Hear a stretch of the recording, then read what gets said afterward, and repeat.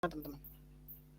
Apa ide analogika nyambung meskipun framework ini sifatnya non-linear, tapi tetap nyambung. Secara targetnya maksudnya targetnya teman-teman produknya ada, otomatis ya kita ngetesnya ya si ke pengguna yang relevan. Gak mungkin kita nyiptain aplikasi farming tapi dibuat eh, farming ya misalkan farming tapi yang buat itu anak-anak apa misal lukis itu kan aneh kan. So dari segmenting ini kita juga ngelihat juga dari targetnya kita juga. Jadi gitu sih overall teman-teman. Terus mengapa sih kita perlu melakukan usability testing? Yang pertama yaitu uncover problem in design. Nah, kenapa kok dikatakan demikian? Kalau kita apa namanya baca dari artinya, ada yang tahu nggak ini artinya? Uncover design apa ya? Menemukannya atau menemukan masalah dalam desain. Itu pertama. Kemudian discover. Kalau tadi uncover itu kan ya istilahnya menemukan atau apa ya? Menangkap atau mengungkap gitu gitu. Nah, kalau yang di bagian discover namanya aja discover kan, berarti discover itu adalah apa ya? Discover itu intinya ngambil kesempatan untuk bisa kita dapat mengimprove desain kita teman-teman. Kemudian learn about user, kita bisa mempelajari siklus dari user itu, perilakunya dan referensi dari user itu seperti apa loh. Loh kok kenapa ini jadi bagian dari penting? Menjadi bagian yang penting juga untuk kita aplikasikan. Kita kemarin kan udah di materi di bagian inti ya teman-teman. Ini yang salah satu ditekankan pada reference. Kemarin sudah dibahas tentang UX Law. Kenapa kok kecenderungan dari Shopee maksudku desain e-commerce seperti itu ya karena itu menjadi apa yang sering kita lihat di bagian e-commerce, makanya rata-rata desainnya seperti itu gitu teman-teman. Kalau misal kita ada yang tanya mungkin atau ada yang menggagas tentang loh kenapa kita membuat desain harus memperhatikan referensi yang ada. Kalau misal kita mau buat desain di luar dari referensi yang ada gimana? Ya boleh aja, asalkan dites apakah dia itu membuat user nyaman atau tidak. Ketika kita membuat satu pembaruan, artinya kita harus mengubah kebiasaan dari pengguna. Artinya juga, ketika kita ingin mempengaruhi pengguna, kita harus membuat pengguna itu juga mudah mengerti dari aplikasi kita. Makanya ini menjadi sumber rujukan yang pasti ketika teman-teman melakukan testing. Seperti itu. Ini berguna banget sih teman-teman. Kalau FYI aja nih teman-teman, ketika teman-teman ikut lomba UI UX design, itu kalau ada tahap di bagian UX research-nya ya pasti ada yang biasanya itu ada yang sampai tahap testing sih. Lomba itu ada yang sampai tahap testing, nanti ya suruh gini teman-teman. Bikin kuesioner mungkin atau bikin apa something gitulah. Yang ngetes gimana sih pemahaman pengguna tentang penggunaan aplikasi kita. Kurang lebihnya seperti itu. Kemudian di next dalam sesi usability testing teman-teman seorang peneliti itu ya minta supaya user itu bisa ngerjain tugas ya intinya gini gampangnya kita minta user itu kita bagi prototypingnya mereka diminta untuk menjalankan aplikasinya ketika mereka berhasil menjalankan aplikasi dengan baik otomatis desain kita itu bagus teman-teman gitu. Kurang lebihnya gini teman-teman. Cara gampang kita memberikan usability testingnya kepada user ya. Namanya aja usability testing kan. Kita ngasih prototype kita ngasih instruksi juga atas penggunaan prototyping kita. Jadi misal teman-teman punya prototype.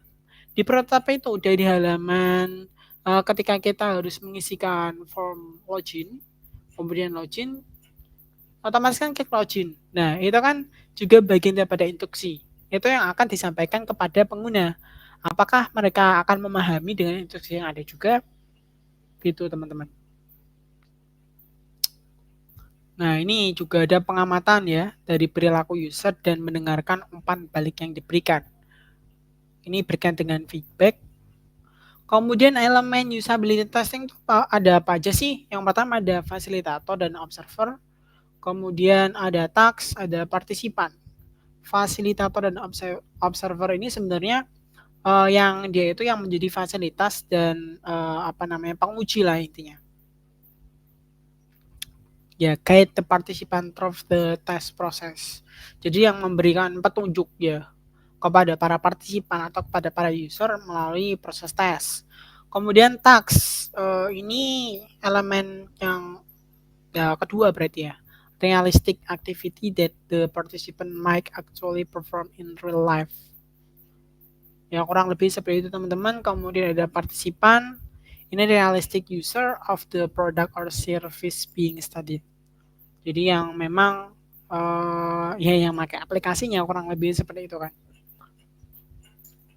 Kalau yang taksi ini bisa digunakan untuk para stakeholder mungkin di bagian admin ya. Bukan di bagian admin. Misal gini, aku punya Gojek lah. Cara kawannya Gojek kan. Ada user, ada yang namanya Gojeknya sendiri, drivernya maksudku. Itu kan dia kan juga mengakses aplikasi juga kan. Barangkali punya dua fitur itu. Kemudian tipe usability testing. Ini ada dua teman-teman. Dua ada berapa ya? Yang pertama yang aku tahu ada kualitatif sama kuantitatif. Yang kualitatif dulu nih teman-teman. Yaitu yang namanya kualitatif kan pasti kan erat kaitannya sama non hitung-hitungan lah. Jadi pengumpulan wawasan dan temuan tentang bagaimana orang menggunakan produk atau layanan yang kita miliki. Ini sangat cocok untuk kita dapat menemukan masalah dalam pengalaman pengguna. Pengalaman yang dimaksud itu seperti apa sih? Ya pengalaman dalam dia melakukan atau menjalankan aplikasi yang teman-teman buat, produk yang teman-teman buat. Pengalaman yang seperti itu yang menjadi tipe dari usability testing di bagian kualitatif teman-teman. Ya terus di sini sebenarnya juga bisa tahap yang digunakan khusus untuk para user itu sambat terhadap aplikasi kita. Kalau orang Jawa tuh ngomongnya gitu sambat gitu ya. Oh ini aplikasinya ternyata kurang eh, kurang apa ya? Terlalu kontras misalkan. Terlalu kontras sehingga merusak mata pengguna misalkan seperti itu. Bisa jadi komen masukan. Jadi nanti ada tools bisa teman-teman pakai keyform untuk kuesionernya. Nanti lewat situ atau ada tools lain namanya Maze. Nanti mungkin aku kasih kayak ringkas gitu ya tentang penggunaan Maze. Ini ya juga bagus sih teman-teman buat Maze. Kemudian yang kedua ada kuantitatif. Kalau tadi kualitatif itu non perhitungan, kalau kuantitatif itu perhitungan teman-teman. Jadi di sini yang berfokus pada pengumpulan metrik yang menggambarkan pengalaman pengguna. Yaitu dua metrik yang paling umum itu apa sih? Keberhasilan tugas dan waktu yang diperlukan untuk menyelesaikan tugas. Misalkan ini salah satu juga kalau kemarin ngamatin ya teman-teman. Bentar aku coba buka lagi di materi yang keempat sambil nunjukin ke teman-teman. Karena kemarin kita sebenarnya udah belajar ini sih. Kenapa kok ini penting? Karena di tahap UX atau istilahnya kalau kita kenal sama law of UX ya, peraturan dari UX itu sendiri, ada yang namanya Hicks Law yang menyatakan banyak waktu yang diperlukan untuk membuat keputusan. Nah ini kan berkaitan dengan waktu. Keputusannya mereka seperti apa, kemudian ada Fitts Law juga yang dia itu menyatakan bahwa waktu untuk mendapatkan target adalah soal jarak ke target dan ukuran. Misalkan seperti itu, jadi ada tombol button, nggak mungkin kita tombol buttonnya itu perkecil sekali gitu kan. Itu kan akan sangat menyulitkan para user. Seperti itu teman-teman kurang lebihnya. Jadi aku buka aja yang kemarin. Biar nggak itu teman-teman. Kemarin kan kayak gini kan. Ada Fitzlau. Ini yang buttonnya itu kecil. Buttonnya kecil. Wah, pengguna ini gimana nih waktu mencet kan terlalu jauh. Itu kan ya juga soal waktu juga teman-teman. Artinya apa? Jarak yang ketika teman-teman menggunakan atau mengklik tombol loading-nya dengan ukuran seperti itu akan jauh lebih memakan waktu yang lama. Makanya ini juga jadi perhitungan pada saat testing itu teman-teman. Oke, kurang lebihnya seperti itu. Kita ke berikutnya. Ada tipe yang ketiga tentang remote moderated, di mana bekerja dengan yang sangat mirip dengan studi tatap muka. Fasilitator nantinya bisa berinteraksi dengan partisipan dan menyelesaikan tugas. Jadi ini tuh bisa dilakukan secara remote ya, namanya remote kan, online kan. Kurang lebihnya ya kita ngelakuin testing dalam wawancara gitu sih. Studinya nanti secara remote dimoderasikan. Ketika nantinya dipraktekkan user klik ini, suruh klik ini, apakah dia bisa, itu kan diamati, diobserve secara langsung, diamati secara langsung. Kurang lebihnya seperti itu teman. Kemudian ada remote unmoderate. Ini jadi menggunakan alat uji jarak jauh online yang khusus untuk menetapkan tugas tertulis bagi partisipan. Kemudian partisipan menyelesaikan tugas tersebut sendirian pada waktunya. Nah ini bisa memanfaatkan aplikasi masih juga bisa teman-teman. Setelah partisipan ini biasanya ada rekaman ya, rekaman yang dia itu bisa ngerti pergerakan dari pengguna. Kalau masih itu ada istilah heat map, itu kalau masih, jadi ada waktunya ketara di masih. Ini yang berkaitan dengan remote and moderate. Rata-rata di zaman sekarang kayaknya banyak yang pakai remote and moderate karena udah di beberapa proyek, terutama yang aku tahu di pembelajaran UI UX yang kayak dia di Binar, terus di mana di apa namanya khusus untuk belajar UI UX itu biasanya diperkenalkan testing pakai Maze teman-teman. Udah yang terakhir aja nih. So kita break dulu teman-teman. Kita akan break dulu teman-teman selama 10 menit. Setelah ini kita akan lanjut bahasan ke topik Maze.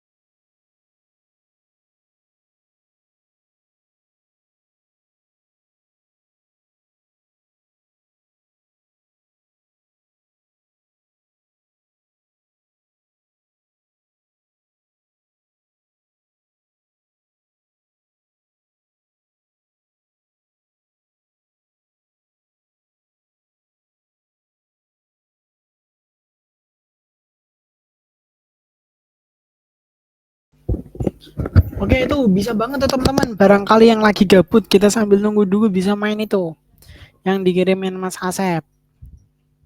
Ini cara mainnya gimana Mas? Saya kagok banget nih. nggak Mas itu cuma ya mainan cuma geser-geser doang kok. Jadi jelajah-jelajah doang. Jadi nggak ada mekaniknya sih, cuma Oh, ada geser-geser doang. mekaniknya. Ya, Oke, menarik, menarik. Salah ke karakter sampai. Oh, mudeng-mudeng pakai arrow key ya. iya.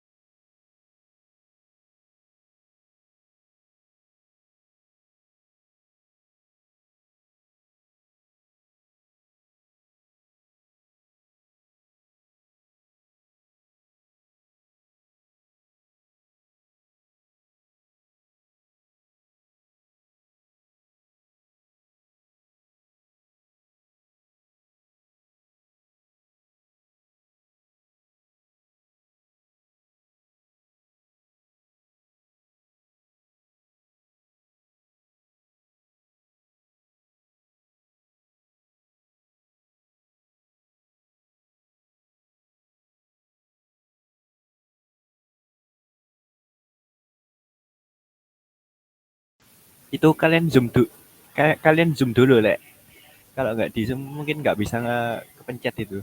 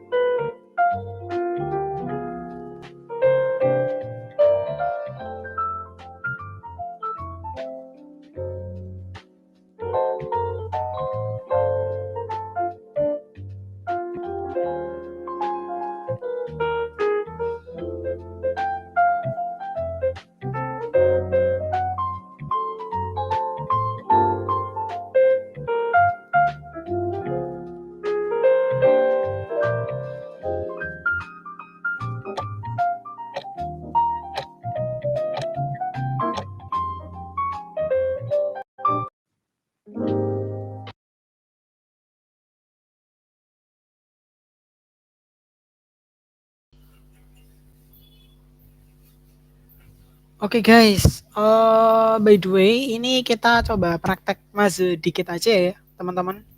Nanti setelah itu kita Q&A. Ntar aku share screen, teman-teman. Jadi di sini nama produknya, nama websitenya itu app.maze.co. Aku klik di kolom komentar.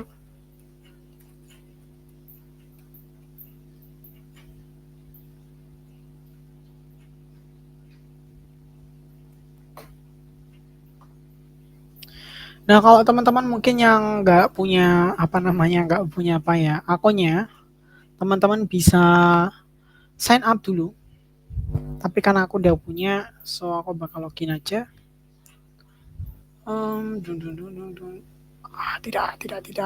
Tidak ada. Aduh, tidak bisa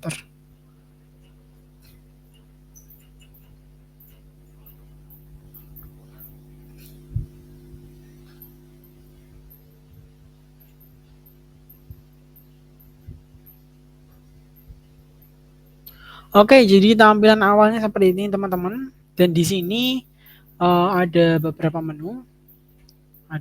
Kepencet ini kepencet, teman-teman. Oke, kita ke project. Nanti teman-teman bisa new project atau bisa view template. Tapi karena ini aku udah pakai sih, teman-teman. Jadi nanti kalau misal udah new template, teman-teman bisa ke feedback survey atau usability testing, paling gampangnya. Nanti pilih yang usability testing new product, atau ini yang pakai template ya. Jadi kita masih bisa modif lagi kok. Kalau udah nanti di sini, oke, ini nge-lag.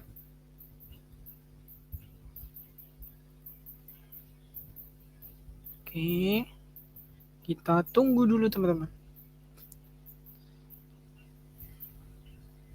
Ini loadingnya lama ya, teman-teman. Ini tiba-tiba bermasalah internet saya. Nah,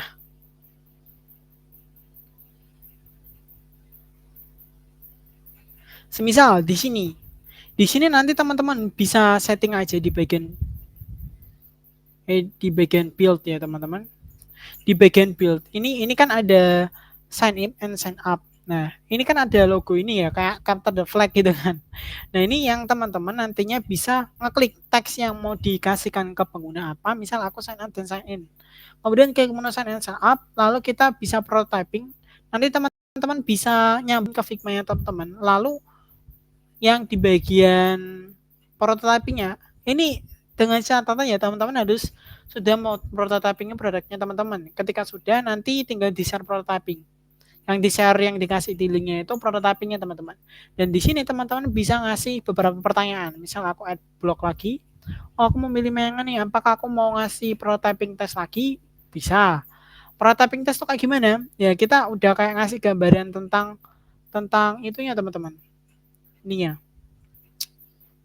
Nah, ininya sudah ada, teman-teman. Ada path-nya. Misal dari login nanti kemana, dari halaman awal form login itu kemana. Misal aku mau ke sign up dulu, habis itu ke login lagi, habis itu lanjut ke klik login. Nah, baru ke sini. Contohnya seperti itu, teman-teman. By the way, ini agak berantakan di aplikasi ini karena memang belum 100%. Ini yang masih belum jadi teman-teman aplikasinya. Jadi buat ngetes aja sih sebenarnya. Ini ada beberapa multiple choice bisa dikasih untuk kita ngasih tahu apakah pengguna, misal pertanyaannya yes or no. Apakah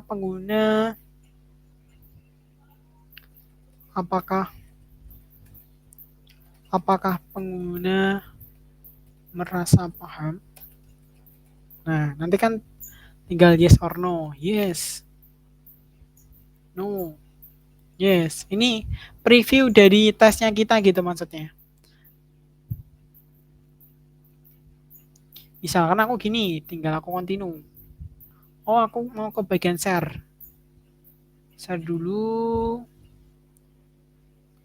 Nanti ketika di share, hasilnya akan seperti ini teman-teman. Aku kasih contohnya aja. Nah, ini langsung ketika di share nanti akan muncul seperti ini. Duh, aku udah ngisi guys, berarti nggak bisa itu lagi dalam satu akun ternyata.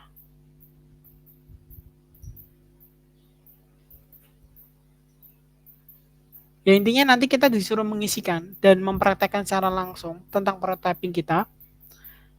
Ini sorry guys, kayak bisa dipraktekin guys. Soalnya aku cuma limit satu aja yang akun free-nya. Mungkin itu aja kali ya. Aku ngasih hasil resultnya aja.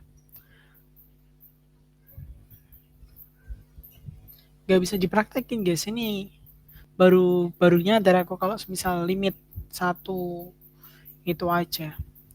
Ini kan kita bisa ngelihat, oh ini resultnya apa sih? Resultnya ini misalkan di bagian sini direct success-nya berapa? 100% dengan kecepatan 8,3 detik. Nah, berarti bagus gak sih? Nah, kita bisa lihat dari sini. Apakah ada misclick rate ketika kita melakukan testing ke pengguna? Oh, ternyata masih ada persenanya. Berarti kita perlu instruksi yang benar ataupun perubahan pola UX-nya, teman-teman. Gitu sih, karena ini direct success-nya 100%, berarti otomatis pengguna memahami dari hasil yang dianukan. Nah, ini yang saya katakan heat map, teman-teman. Kita bisa view heat map. Jadi, yang pertama, ini yang dilakukan oleh user pertama. Heat map-nya itu dengan kecepatan 3,17 detik. User pertama misklik ya tulisannya ya. Miskliknya 0%. Jadi nggak ada yang namanya misklik. Kemudian di bagian screen kedua, oh dia juga berhasil masuk ke pad ini. Ke login. Balik lagi ke login kan. Nah, di sini nih yang aku keliru nih teman-teman. Ada login sama ini. Ini salah ya teman-teman. Di bagian prototyping-nya belum dirubah. Jadi di sini heat map itu yang bunder-bunder ini loh teman-teman. Nanti kalau misal usernya tambah banyak, tambah enak, kita bisa melihat heat map-nya. Oh, kebiasaan pengguna itu rata-rata gimana sih? Ngekliknya di bagian mana itu kelihatan teman-teman dari heat map-nya. Ini ada miskliknya lagi-lagi 0% dengan span waktunya 3,2 detik. Dan di bagian sini yang terakhir tidak ada heat map karena ini screen terakhir teman-teman. Nah, ini tidak ada ya, karena memang screen terakhir. Dari sini kita bisa mengetahui tested duration-nya berapa, tested tanggal berapanya juga ada, miskliknya nggak ada, misklik pages-nya nggak ada, misklik totalnya nggak ada. Jadi apakah ada kendala? Tak ada. Nah, ini salah satu yang kita buat tadi. Apakah ada kendala open question-nya? Jawab tidak ada. Jadi itu salah satu penerapan daripada Mazi sendiri. Dan Mazi ini sebenarnya sangat sering diterapkan di terutama di learning pad UI UX design. Kalau teman-teman mau ke Binar atau mau kemana, biasanya ada Mazi diperkenalkan dengan ini. Karena ini analisis yang cukup bagus untuk kita bisa melihat secara trafficnya seperti apa, direct success-nya seperti apa, miskliknya dari penggunanya seperti apa, kecepatan dari penggunanya seperti apa. Ini yang akan jadi bagian juga dari cara atas kita. Nah, nanti kalau misal kita ngelakuin update dari yang tadi loginnya di sini, misalnya, aku kan saya kasih sana di sini, kasih sana di sini, mau tak kasih lebih kecil lagi. Nanti akan ada time span-nya teman-teman. Apakah dia akan semakin lama atau semakin tidak, dan itu akan mempengaruhi keputusan akhir dari suatu produk. Ketika kita buat di awal itu ternyata menurut kita lama, tiba-tiba kita buat baru nih, ternyata kok waktunya tambah lama, berarti kan ada yang salah dengan produk revisi kita. Makanya kita balik ke produk awal. Contohnya seperti itu. Oke guys, itu mungkin berkaitan dengan Maze teman-teman. Karena sorry banget guys gak bisa meraktekin dari yang di bagian apa namanya waktu pengerjaannya, karena memang ini limitku satu aja udah aku pakai. Gimana ya, mungkin kalau misal teman-teman ada yang sudah buat teman-teman, barangkali mau di share ke sini biar biar aku coba secara live ini loh. Ada yang pernah nyoba Mas kah? Barangkali ada, atau mau yang ikut Hackfest Hackfest atau lomba lainnya yang ada UX-nya, UI UX-nya ya, terutama teman-teman boleh nerapin prototypingnya langsung masukin ke Maze. Kalau mau aku jadi testernya, teman-teman tinggal sampai aja di Discord. Nanti aku klik. Karena kalau yang free ya teman-teman, by the way ini best way, karena free itu nggak enaknya karena limit teman-teman, limitnya tuh ada. Bukan secara projectnya aja, tapi dari ininya. Ini kan projectnya kan ini, kita punya satu aktif project aja. Kalau kita buat new project otomatis hilang kan, jadi 0. Nah, saat kita sudah membuat project, yang user yang bisa pakai, yang bisa nesting projectnya kita itu cuman 5 teman-teman batasnya. Makanya rata-rata kan pada punya bayar karena itu. Ya, bukan kapitalis ya teman-teman, memang ini butuh duit, makanya rata-rata pada seperti itu. Oke, dari teman-teman ada pertanyaan mungkin, apa ada yang kurang jelas tentang tadi beberapa penjelasan tentang usability testing ataupun di Mas. Oh, ini ada yang buat di Mas Hendy. Oke, ini aku coba kasih yang punyanya Mas Hen. Gini teman-teman. Oke, terima kasih Mas Hen. Di tampilan awalnya waktu testingnya seperti ini teman-teman. Amazing to meet you. You've been invited to share feedback. Get started. Nah, registrasi akun untuk masuk pada dashboard aplikasi. Yang ini task yang tadi di apa ya, sudah dibuat ya teman-teman. Registrasi akun untuk masuk pada dashboard aplikasi Spark. Kamu adalah pengguna baru. Tekan tombol sign up untuk membuat akun. Ini deskripsinya. Tadi kan ada prosesnya apa? Oh, ini prosesnya registrasi. Deskripsinya apa? Kita ini ditekanin pengguna baru, suruh sign up untuk buat akun. Get started. Kita coba. Misal aku pengen salah, nggak jadi salahin. Sign up. Oh, berhasil. Kemudian registrasi task untuk akun masuk pada dashboard. Kemudian tekan tombol sign up. Ini misalkan, oke, ini kita confirm dulu. Oke, well done. Continue, get started. Nah, contohnya seperti ini teman-teman, kita diimplementasikan. Langsung di sini ada kamu bisa membuat akun page, sebelumnya login page, tekan tombol login. Namanya dulu confirm. Well done, you complete this mission, get started. Dari sini kamu berhasil masuk ke akunmu, kamu punya tiket parkir untuk melakukan bayar dan lanjutkan dilihat history transaksi. Misalkan gimana ya? Dari sini di search. Apakah berhasil pengguna menyelesaikan? Ini ada waktunya. Misal aku nggak ngerti nih pola UI UX-nya nih. Secara menurut pengalaman pengguna ini misalkan nggak bagus. Misalkan seperti itu. Wah, aku bingung nih. Ini waktunya akan terus berjalan, teman-teman. Jadi itu yang akan mempengaruhi decision dari teman-teman UI UX juga. Wah, aku bingung nih. Kenapa penjelasan deskripsinya kayak ini? Nanti kalau nggak percaya, teman-teman bisa ngelihat nanti dari Mas Hendy itu bakal ketara track recordnya seperti apa dari waktunya, itu juga kecatat dari sini, otomatis langsung hitung dari 0,00 detik. Dibayar, kamu berhasil masuk, sedang kami melakukan, tekan tombol pay now, terus membayar dan lanjutkan proses sampai selesai untuk dibayar. Pay.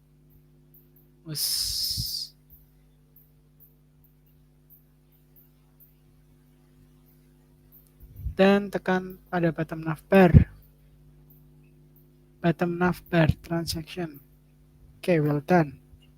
Tadi ada stop kan karena waktunya terlalu lama. Get started. Tadi kan ada stop ya teman-teman, ya karena memang mungkin lebih dari beberapa detik, makanya lama gitu. Best part, kamu mau jalan tapi kamu tidak tahu tempat parkir. Pada main dashboard terdapat section find out parking lot.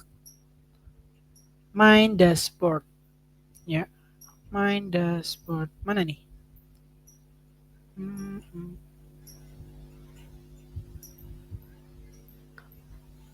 Find out parking lot. Di mana nih sectionnya? Saya sendiri juga tidak tahu nih. Ini dashboard. Oh sorry.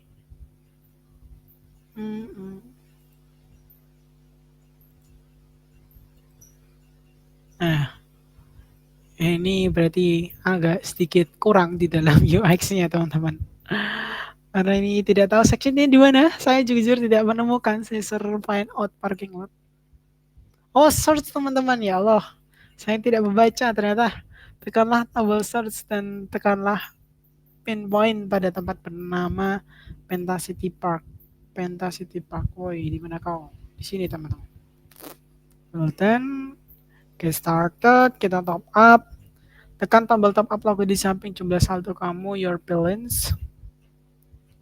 Ini top up. Lalu tekanlah bank transfer BCA. Misalkan di sini BCA. Oke, well done. Seberapa mudah kamu menjalankan proses? Dan ini bagian dari yang tadi question ya. Tadi kan ada blocks ya, itu teman-teman bisa modif sendiri karena tadi ini kan ada task, kemudian kita drag and drop yang box question. Seberapa mudah kamu menjalankan proses-proses yang ada? Misalkan bintang 5, wus, continue, berikan saran dan kritik, mantap, misalkan, mantap, tapi kurang kontras, misalkan gitu, tapi kurang kontras, sehingga ada beberapa yang miss menu terlewat, misalkan seperti itu. Nah, setelah selesai maka akan tulisan thank you, dan ini sebenarnya fleksibel untuk nantinya bisa dikirimkan ya, apa ya, ini buat login lah intinya, buat sign up gitu teman-teman. Untuk penerapan realnya di aplikasi Mazu, ini ada lagi dari Bank Sen. Itu kalau teman-teman mau nyoba ya, itu hasil dari share dari Mazu.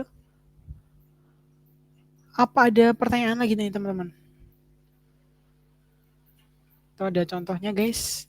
Nanti kalau misal share itu bentuknya pasti URL-nya t.mazu.co, artinya T itu tes, singkatan dari diambil dari depannya T, tes berarti. Gitu teman-teman, kurang lebihnya. Apa ada pertanyaan lagi? Sambil itulah iseng-iseng kali ya coba masih yang kedua. Oke, sambil ditunggu barangkali teman-teman, kita tunggu sampai 8.45 untuk pertanyaan. 8.43 deh. 8.43 untuk pertanyaan.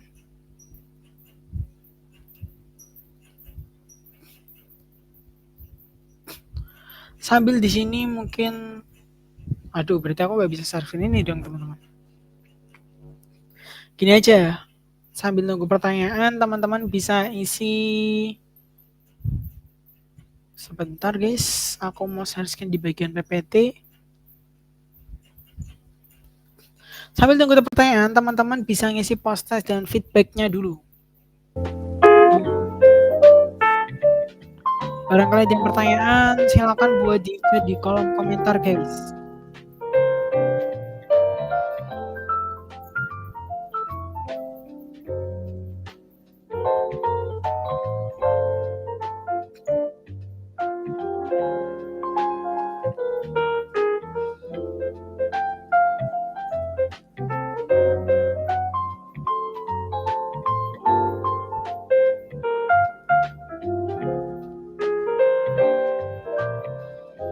Oke, ini ada pertanyaan bagus. Ada gak sih Kak tools selain Maze? Kalau yang mirip sama Maze, aku belum tahu jujur. Yang mirip sama Maze aku belum tahu. Cuman kalau kalau paling pengen gampang ya, paling gampang teman-teman bisa bikin kuesioner aja kok teman-teman. Jadi teman-teman itu tinggal nyebarin, misal teman-teman pakai Google Form. Mungkin nggak kedengeran suaranya guys. Teman-teman bisa pakai Google Form ya, selain Mazu ya, teman-teman bisa pakai Google Form. Lalu di Google Form itu teman-teman bisa modif, teman-teman bisa share prototypingnya. Ketika nanti di-share, karena tadi aku sudah nampilin beberapa contoh dari testing sendiri kan teman-teman, ada yang namanya, nih aku sambil ke belakang ya, ada beberapa tipe, ada kualitatif, ada yang kuantitatif, remote moderate, sama remote unmoderate. Ini yang bisa diterapkan untuk testingnya. Masih itu ya yang lebih ke bagian remote unmoderate sih teman-teman. Ya sebenarnya penggabungan sih, nggak cuma remote unmoderate aja sih. Penggabungan itu Maze, tools yang sangat lengkap untuk saat ini. Tapi kalau nggak pengen pakai Maze, bisa pakai Google Form. Di sana nanti teman-teman bisa nyediain tentang beberapa pertanyaan, question sama penjalanan prototypingnya. Jadi nanti usernya itu diminta buat menjalankan prototyping kita. Ketika mereka sudah menjalankan, mereka mengisi feedback gitu, guys, kurang lebihnya.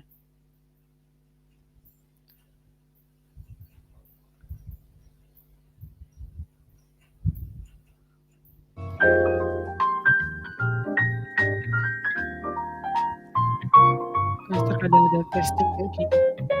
Kalau testing, kalau yang paling saran ya masih sih guys, itu udah paling enak dibandingin kayak kita buat form questionnaire sendiri itu kan ribet kan. Kalau di sini kan kita kan bisa ngeliat, oh heatmapnya yang sering diakses yang mana nih, misklik dari pengguna yang mana nih, itu kan yang bisa dijadikan patokan cara real. Kita nggak usah menelaah lebih lanjut gitu lah. Oh ini tentang pengguna orangnya gini. Kalau ini kan enak, nanti kita kelihatan heatmapnya, kita kelihatan respon dari penggunanya, kita bisa melakukan decision lewat itu. Kita bisa mengetahui feedback pengguna lewat itu juga. Gitu guys efeknya buzzer. Lagi dipersilakan kita sambil ngisi post juga teman-teman dan feedback pada malam hari ini sambil besok mantengin kayaknya ada debat capres gak deh, udah satu deh.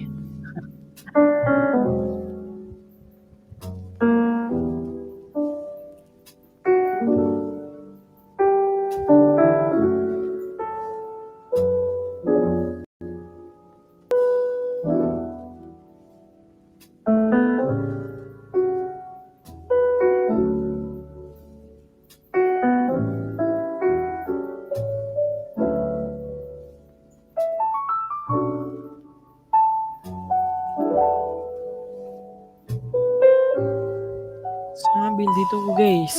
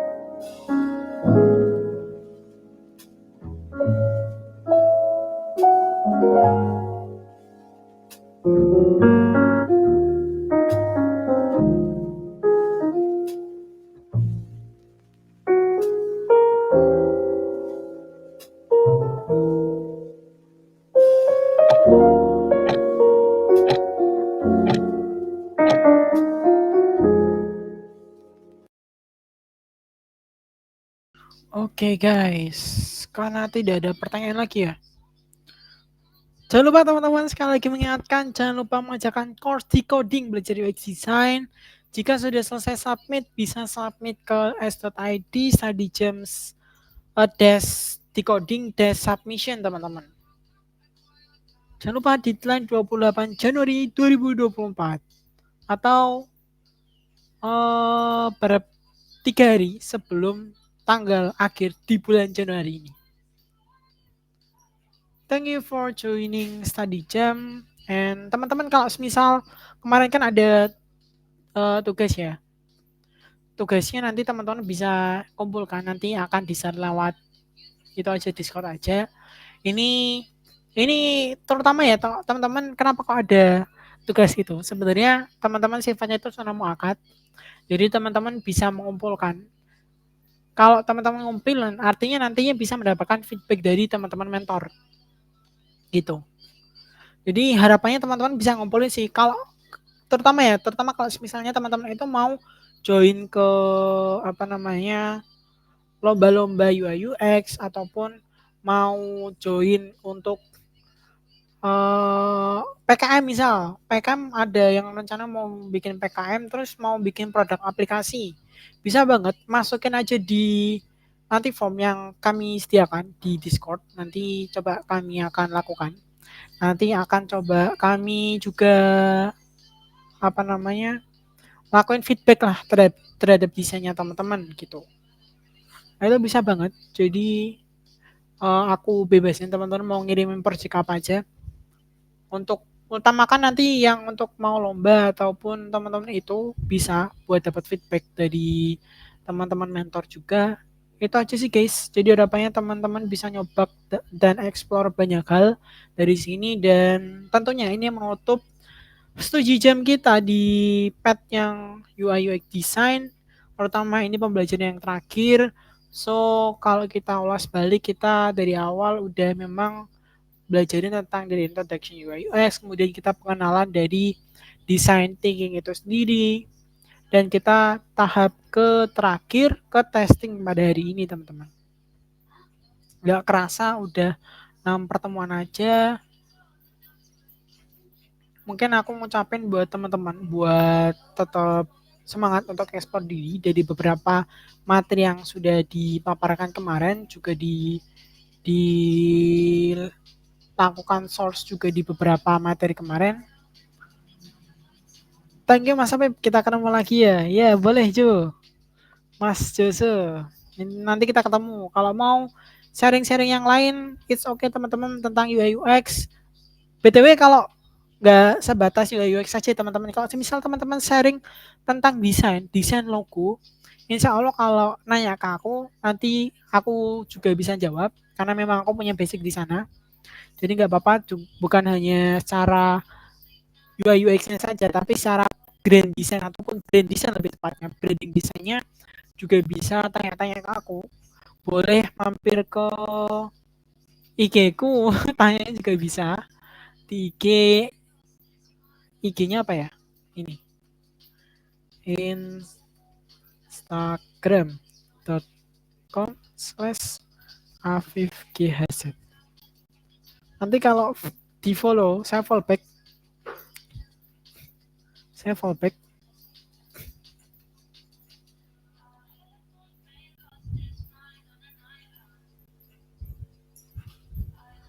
Oh, ini ada fitur direct message ya. Oh ya, by the way, kalau misal mau tanya-tanya, bisa langsung ke Discord aja guys. Atau mau tanya lebih instan ya atau apa ya? Lebih lebih apa ya lebih saya lupa mendeskripsikan seperti apa. Tapi yang penting teman-teman bisa tanya di Discord. Kalau kalau mau nanya di Discord bisa PC nggak apa-apa. It's okay. Tanya tentang brand design. Sekali lagi nggak terbatas ke UI UX design. Brand design pun insya Allah aku coba ngasih pendapatku, ngasih komentar juga bisa. Jadi bisa manfaatin peluang itu sebesar-besarnya. Atau mau ikut buat ideation itu teman-teman juga bisa. Jadi bisa semua. eh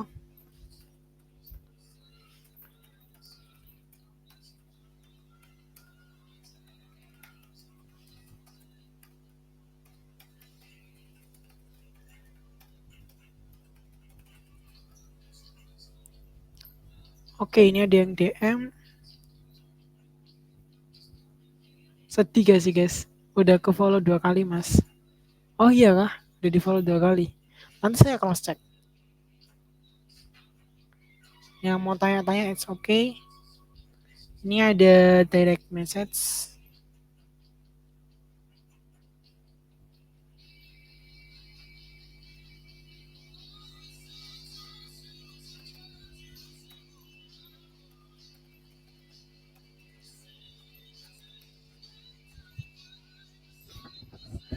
Oh, ada direct message tentang pertanyaan dapat dapat sertifikat studi jam gimana? Ini Mas Sen mungkin bisa jawab Mas. Yang untuk peserta Mas.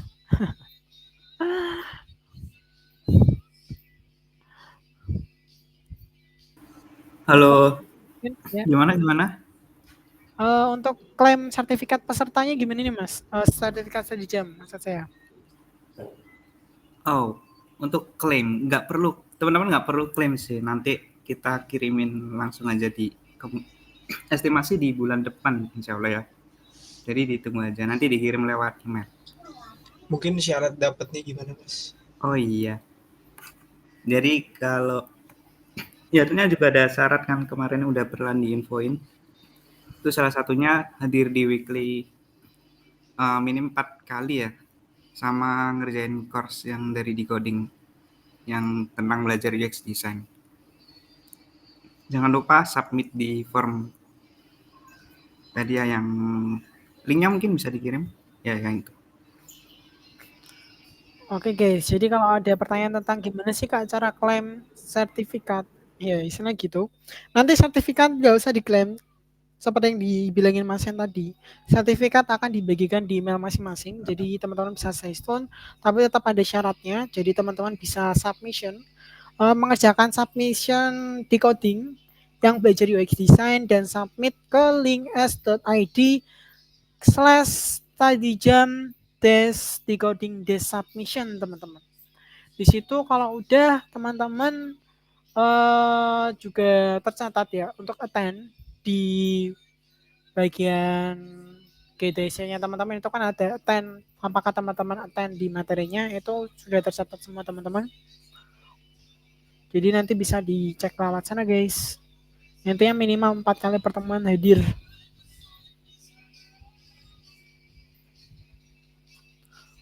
Oke, ada tambah dari Mas Asep.